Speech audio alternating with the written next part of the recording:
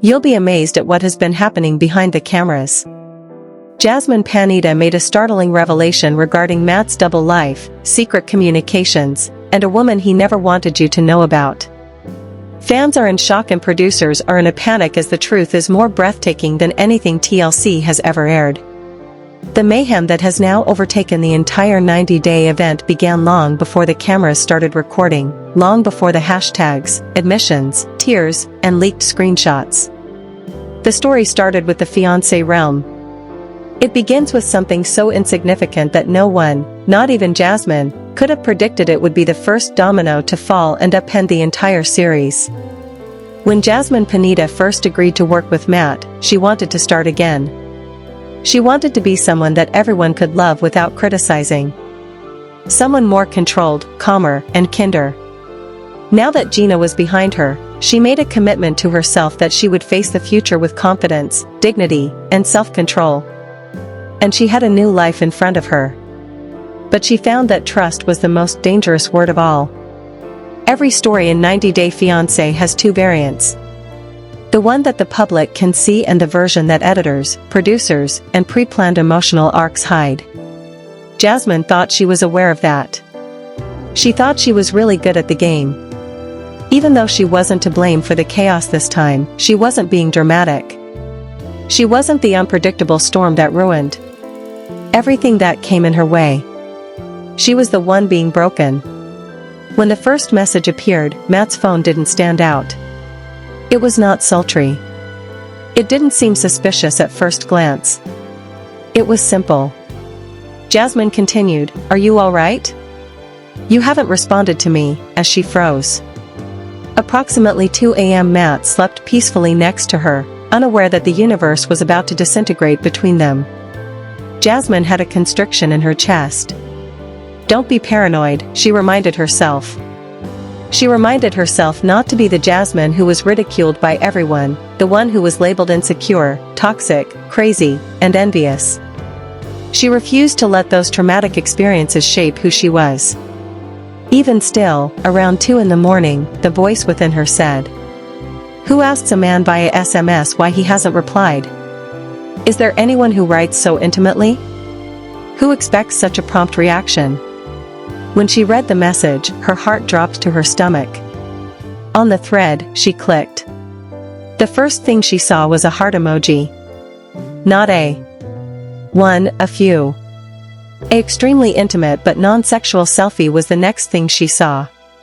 A woman in a warm blanket, grinning gently as if she were speaking to a confidant. Someone she missed. Someone she believed to be her own. Jasmine had trembling fingers. She scrolled. Then she saw it. "You are missed. Don't ignore me again, please. You said that today was important." Under her feet, Jasmine felt the ground crumble. All of the betrayals she had were like a tidal wave. Experiences from the past came rushing back. The deceit, the manipulation, the gaslighting, and the emotional scars from which she never fully healed. And now, when everyone believed she had at last found a man who was calm, steady, and reliable, she was looking at proof that she had been wrong again. The worst things weren't even the messages. The issue was the tone. These statements would not be made by a woman flirting with an engaged man. These weren't someone's desperate attempts to get what she couldn't get. These texts came from someone who believed she had the right to control Matt, who spoke like a girlfriend who was kept in the dark, and who believed she owned him. Jasmine was split in two by that. Not the betrayal itself, but the normalization of treachery. The comfort, the certainty. Jasmine remained silent. She didn't check the phone. The way she was portrayed in the show. She didn't storm out of the room, smash cameras, or slam doors.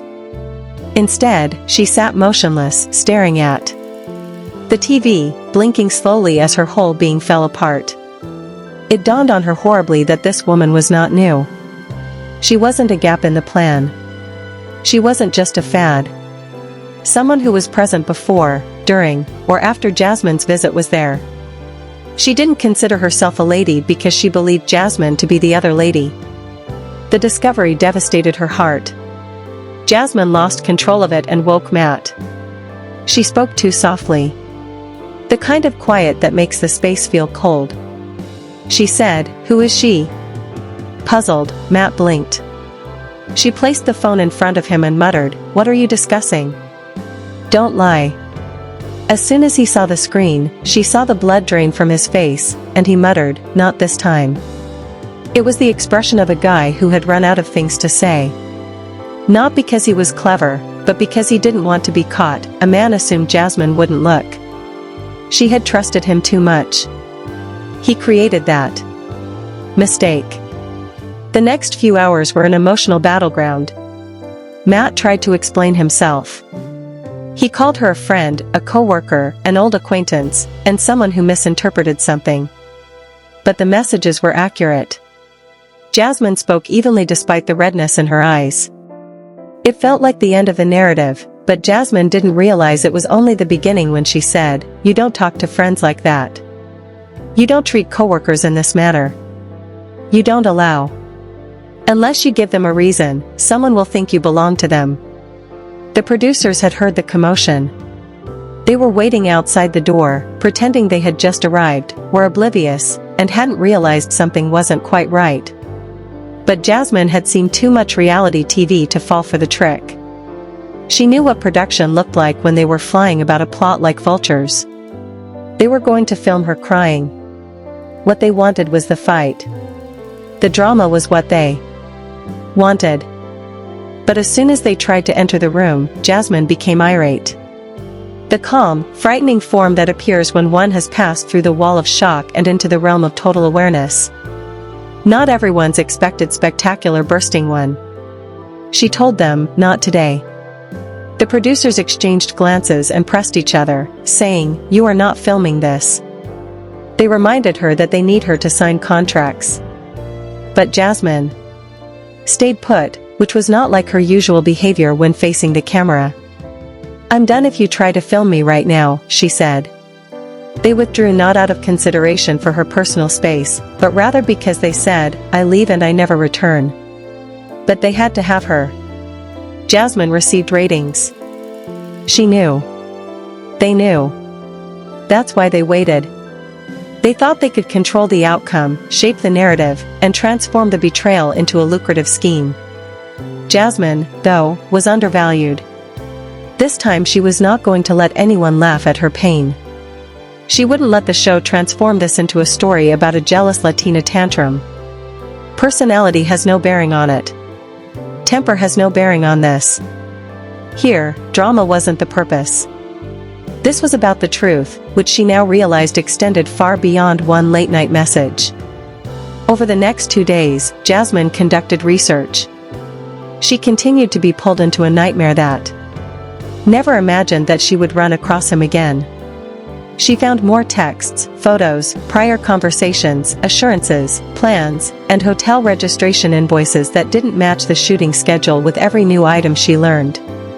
The deleted social media accounts were linked to Matt's old phone numbers. Additionally, she discovered a second phone he had hidden in the bottom of his suitcase, which she would not have seen unless she had gone through everything he owned. Despair. Her world collapsed with each revelation. But anger also emerged. Not the wild, explosive wrath that the public identifies with her, but the cold, piercing rage of someone who has finally opened her eyes and is unable to ignore the fact. Meanwhile, word spread quickly throughout the production crew. Whispered conversations, worried glances, attempts to manipulate the narrative, attempts to keep Matt and Jasmine apart, and attempts to calm her away from the camera. The creators didn't intend to protect Jasmine. They were trying to keep the storyline intact. Matt had to be the quiet hero of the show because of Jasmine's erratic behavior. They needed him to keep them stable. He must have been their refuge. They needed the contrast. If Matt became the antagonist, the cadence of the entire season would be disrupted. Jasmine realized with horror that this was not a new scandal at that very time. This was no accident. It was not a mistake. This has already been noted by production. Pattern. How else would they know just how to respond? How would they know how to silence her if they didn't? If not, how could they control the story before it was released to the public? Suddenly, everything clicked. The hushed times, the avoidances, the way they discouraged her from checking certain details, the way they insisted she wait to speak to him. They knew about the issue long before she did. And when she did, something inside of her broke. Became aware that production had taken advantage of her and that Matt had betrayed her. That night, Jasmine sat alone in the hotel bathroom, curled up on the floor with her face buried in her knees. For the first time since entering 90 Day Fiancé, she also felt completely alone.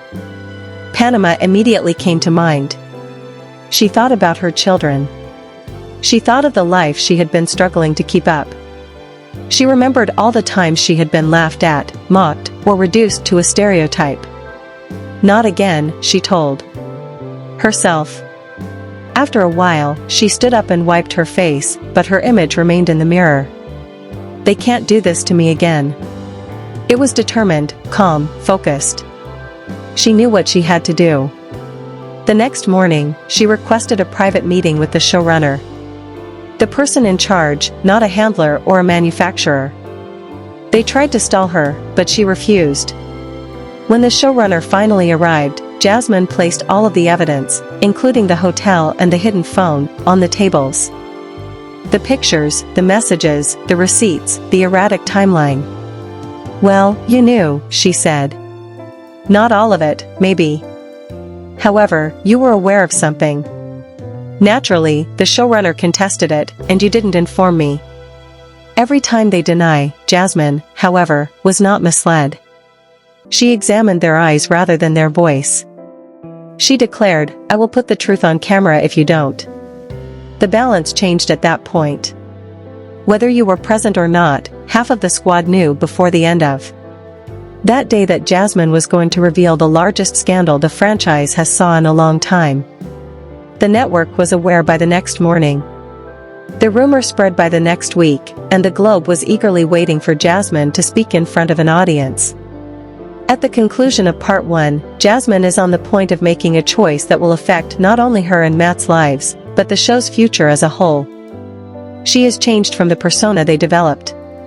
She is the one with the information they tried to hide. Finally, she's ready to tell the world her story. There was a lot of controversy surrounding Jasmine's discovery. It did not disappear into the background or be concealed behind staged scenes and confessions that were approved by the producer.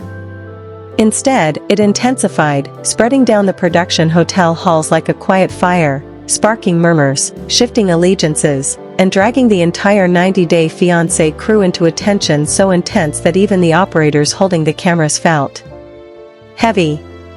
Things changed around Jasmine. She hadn't spoken out in days, so it wasn't because she was erratic or emotional, but rather because she had gotten frightfully composed.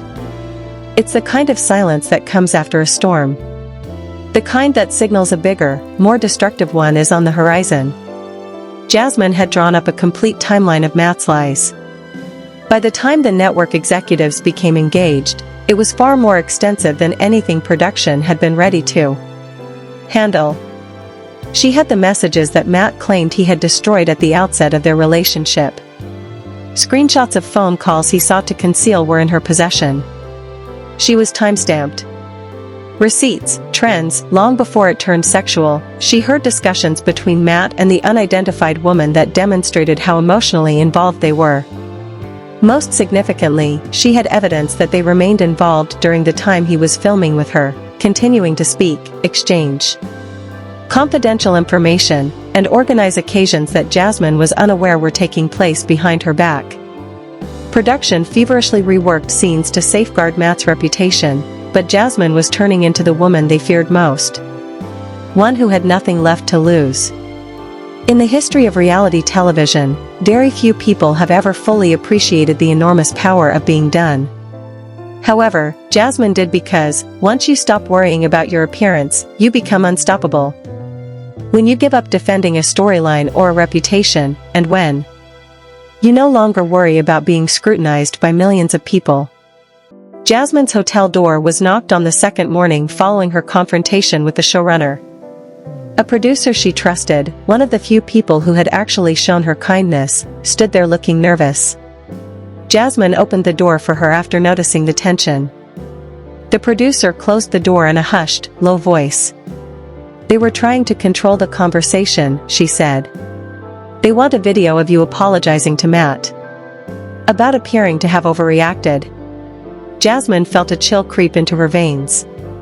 She declared, "I'm not apologizing." "Not because of what he did," the producer muttered.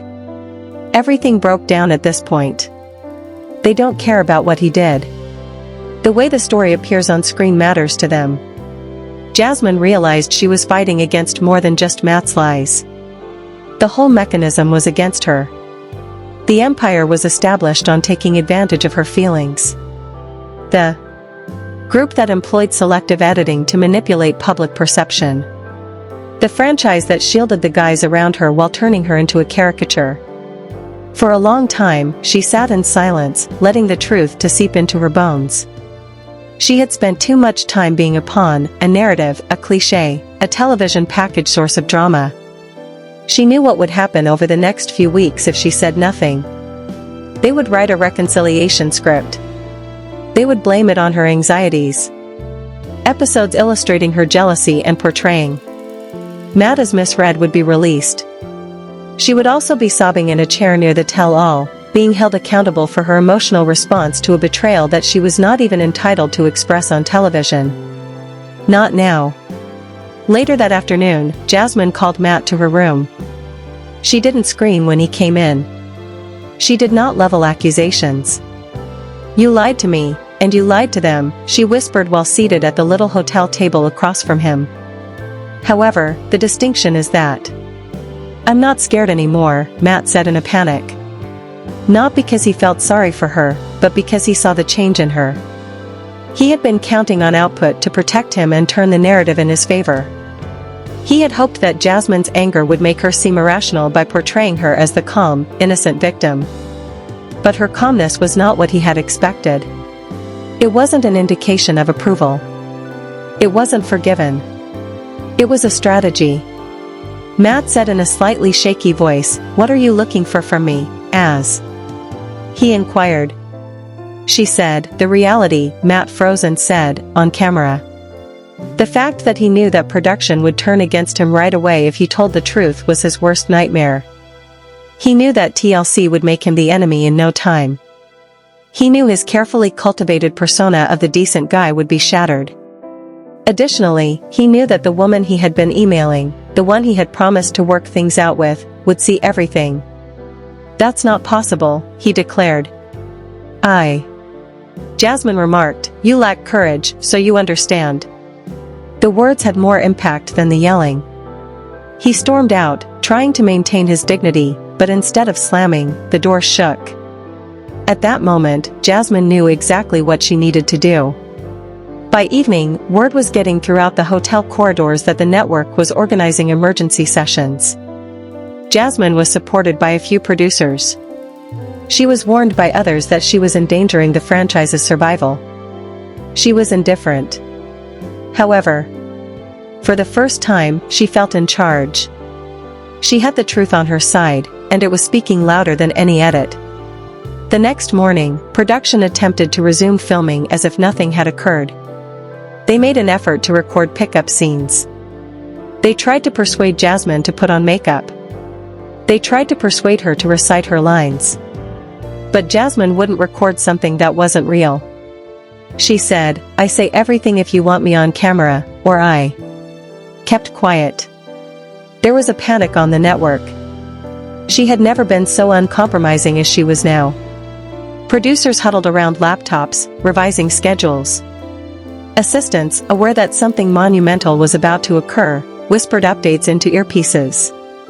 Operators of the cameras held onto their gear and waited silently.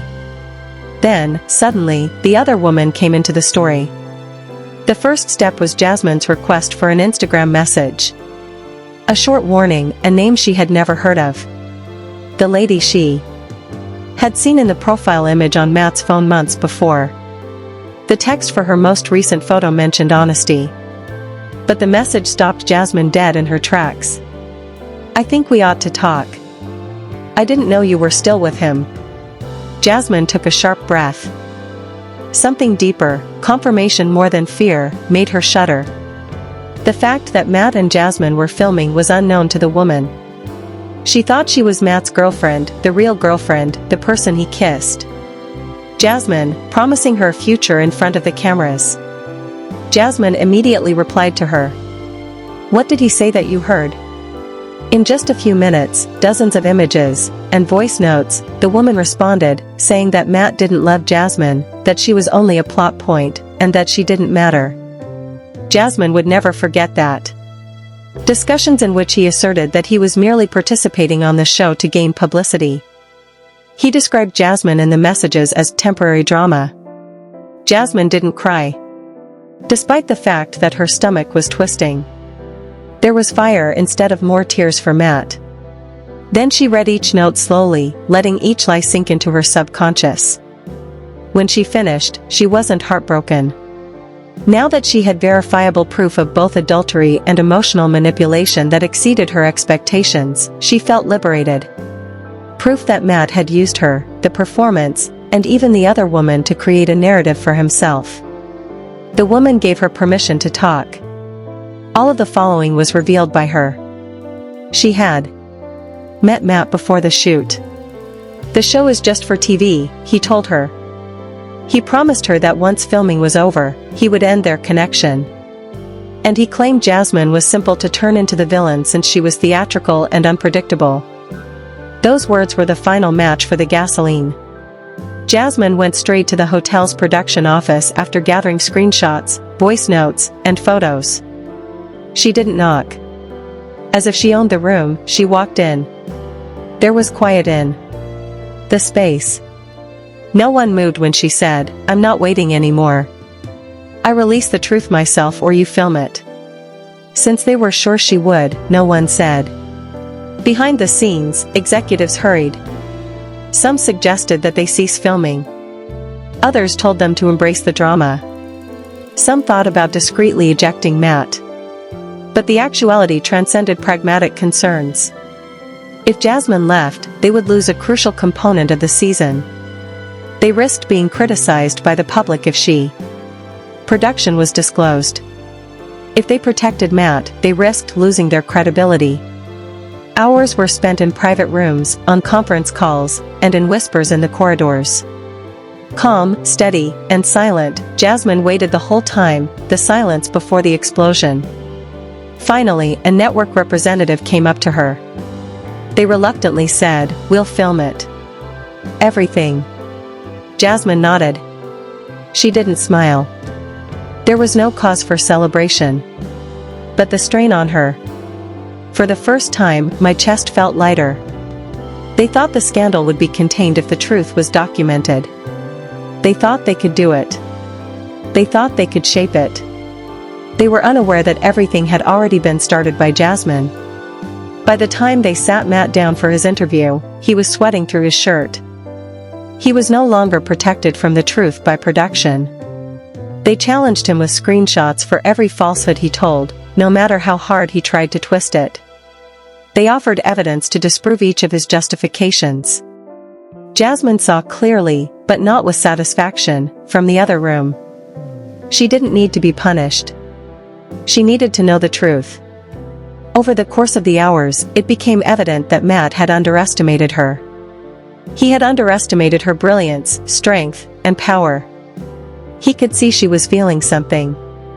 He thought she was unstable. He was afraid she would break. But she had become someone he had never expected, someone who could ruin an entire scheme and come out stronger. The atmosphere was exhilarating when the cameras eventually went back on again. It was unpredictable, frightening, and heavy. Everyone there was aware that the filming would involve more than just a theatrical misunderstanding or another emotional argument.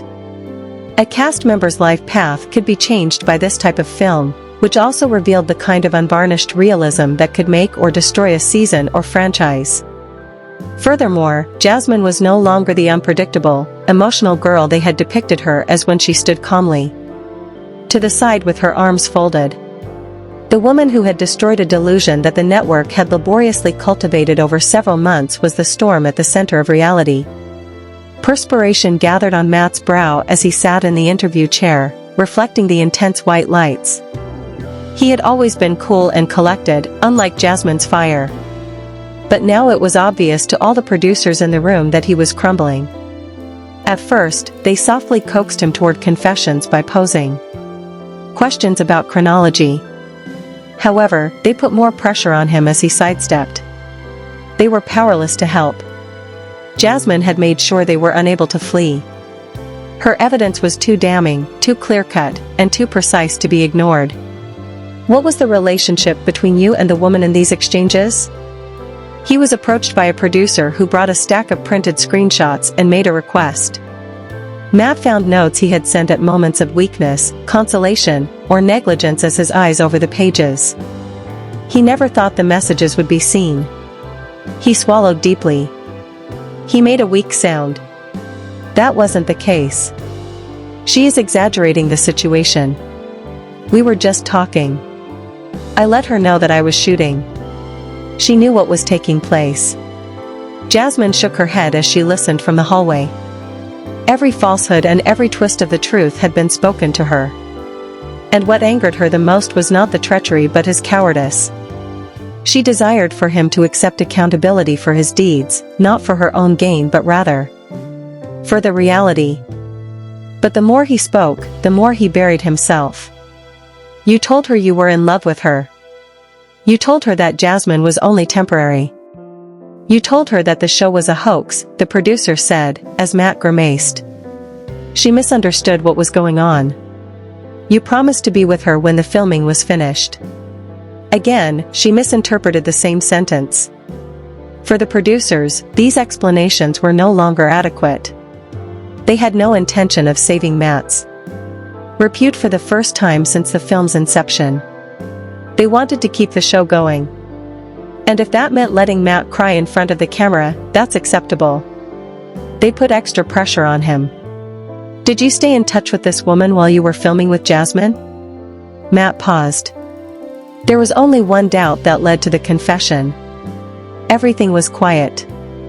After hours of filming, the producers made the decision to end. The video was emotional, honest, chaotic, and aggressive. Jasmine's time had come. Right now. When she walked into the interview room, she didn't appear upset. No trembling lips. Don't cry. This quiet, controlled strength was also appreciated by the cameras. The crew adjusted their headphones and readied their equipment, sensing that this interview would become the emotional focal point of the season. Jasmine sat down gently and upright, her hands resting lightly on her thighs. The room fell silent before the producer asked the first question. In a whisper, the producer said, "Jasmine, when did?" Her voice was calm and steady, almost too soft for someone who had endured days of mental anguish and sleepless nights. You know that Matt wasn't right? She asked. At 2 a.m, a woman felt entitled to question my partner why he wasn't answering. That isn't what friendship is. That isn't innocuous. Intimacy is that, she remembered when she read the message. The producer nodded. Jasmine inhaled. When you saw the messages, how did you feel? I felt pain at first. She said. Then confusion, then betrayal, but after that, I felt clarity because everything suddenly made sense. When he withdrew, he said he was sometimes tired and needed space based on the production of the time. He wasn't worn out or overpowered, he was splitting his time between 2 different lives. Her voice never cracked once, and the entire crew became emotional just from that. They had already seen Jasmine cry on. But they had never seen her this calm, unwavering, and profoundly self-aware. And now, how do you feel? She would yell, break, then reassemble herself on television. Free, Jasmine said, raising her chin in response to the producer's question. Because you wind up living in a reality that the person who deceived you for so long has constructed, and you realize you were living a smaller life than you deserved once you saw the truth and the world free of their lies. Transient. I would like people to understand that I didn't go overboard. I didn't make this up. I didn't start a drama just to get attention. I responded to treachery. I responded to falsehoods. And I responded to a system that sought to keep me quiet in order to preserve their plot. What information do you want the audience to know? Jasmine looked straight at the camera, her intensity perfectly captured by the lens. The producer took a deep breath. The team remained motionless at the end of the interview, silently taking in everything that had just happened. Whispers sounded around the corridor as soon as Jasmine left the room, making half of the crew feel protective. Some felt bad about previously supporting production, while others were simply shocked that the person they had previously ignored was in fact the source of their feelings. People perceive me as sentimental, as dramatic, she added. Had just given the most influential interview in the history of the show, but the story was not finished. That night, production arranged for Jasmine and Matt to have a mediation session to discuss the final details of the plot, not to make amends, and it was unbearably tense. Matt entered first, his shoulders hunched, looking exhausted and disheartened, and he avoided making eye contact with the team, but they avoided making eye contact with him. Hero for the first time. He was the one who lied. A few moments later, Jasmine entered, and the atmosphere instantly shifted. Before deciding how to start, she stood outside the room and studied Matt closely, as if she needed to see him clearly one last time. "Jasmine, please sit down," the producer whispered, and she did. The conversation began quietly. "Is there anything you want to say to Jasmine, Matt?" the producer said, barely able to be heard. Matt choked above a whisper. "I apologize," he said. "It wasn't my intention for things to spiral out of control." Jasmine blinked slowly and added, "You didn't intend to get caught." "That isn't the same." Matt closed his eyes. Jasmine said, "You told her I was temporary. You told her the show wasn't real. It was you who told her you didn't love me. Was anything real, please?" As soon as he opened his eyes, reality started too. For the first time, his defensiveness began to show. "I didn't know how to end it. I should have. I should have told the truth. But I didn't want to lose any of you." Jasmine leaned over and whispered, "You never had me. There was a part of me that trusted you." Matt's eyes started to well up with tears, but Jasmine, who had shown too much of herself to men who didn't value her honesty, remained unflappable out of self-preservation more than malice. "Now, what will happen?" Silently, he asked. Jasmine stood up. "Now," she said, "I choose myself now." Their relationship ended with those 5 words, and Jasmine's rebirth began. Production expected her to lose it when the camera stopped, to cry, to lament the end of the plot they had created around her. Instead, Jasmine took an unexpected action, walking down the hallway and out into the evening air. It was a different world, lighter, real. She called her sister in Panama, spoke to her children, connected with the parts of herself she had pushed aside for the sake of the show, love, and survival, and laughed for the first time in days.